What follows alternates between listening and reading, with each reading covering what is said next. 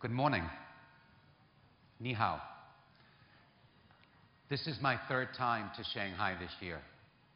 And every time I come to Shanghai, I fall more and more in love with the city, the richness that it has to offer, and the magnanimosity of the people that live here.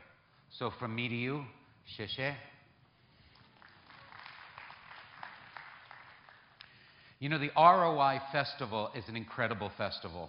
And for us personally, at Draftfcb, it's welcomed us with open arms.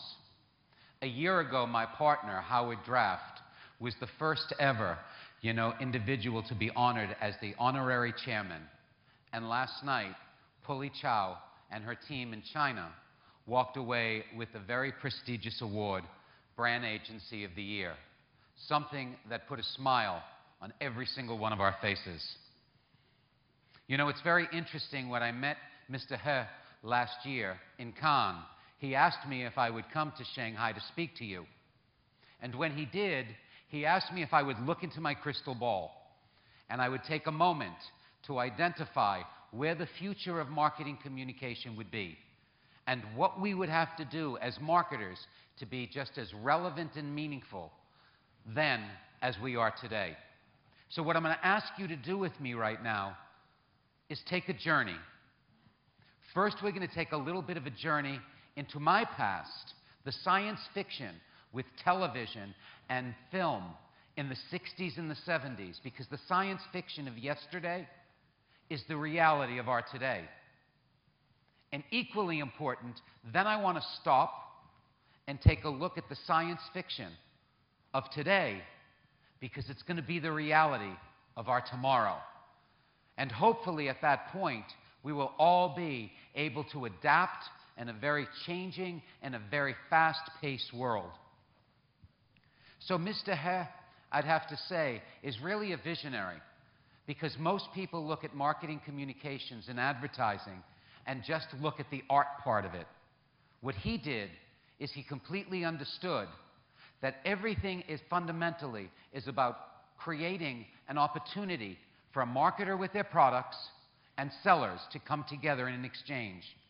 And for us truly to be honest about what we do for our clients, it's to really deliver a return on investment, or at what we say at Draftfcb, a return on ideas. You know, it's really interesting, because when Draft and FCB came together in 2006, the whole purpose of it was to really develop a comprehensive, through-the-line, integrated agency. And the way that we did this is Draft, which was very well known at the time for direct marketing communications, one-on-one, through the use of data and analytics to understand consumer insights and develop programs for our clients that would be measurable by impact, and couple that with what FCB did. FCB was an above-the-line branding agency, and their purpose was to create brand aspirations for clients as they built their brands, and equally important, understand not just the rational thought process, but the emotional connectivity. And so when we brought the two of them together, what our goal was a very simple goal. We believed that we lived in a world where integration was basically the mantra of the day, where creativity and accountability had to live harmoniously together, as opposed to live with friction. And it's very interesting, because in the day and age that I grew up, there was above the line and there was below the line. So if above the line was heaven, then below the line must have been hell. So what we did is we said it's not above and below, but it's more opposite ends of the spectrum. And it's fluidity that we use, from branding to advertising to direct to digital to promotion and to retail. And every single one of those disciplines has to have an impact on the next. And that's what we called integration. So the merger of Draftfcb was really to kind of have a modern solution to a world that was changing. And in this world, we needed to break down the walls that separated us. We needed to break down the walls of the disciplines. We needed to basically look at the fluidity of how all of these individual disciplines work together in harmony. So if we stop for a second and we just think about this, we live in a world that's changing at an accelerated rate.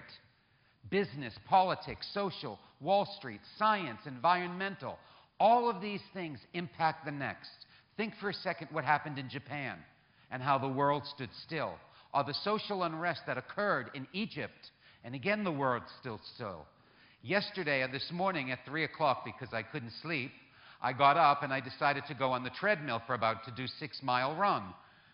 And as I did, I kind of quickly logged into CNN and I saw Wall Street had dropped the Dow 250 points in the time that I was supposed to be asleep. And I looked at that and said to myself, that's a real-time environment, because what happens now in Wall Street and the volatility of it, that used to happen on an annual basis. And 2 weeks ago, when I was in the Middle East, I saw that the Dow went from 11,000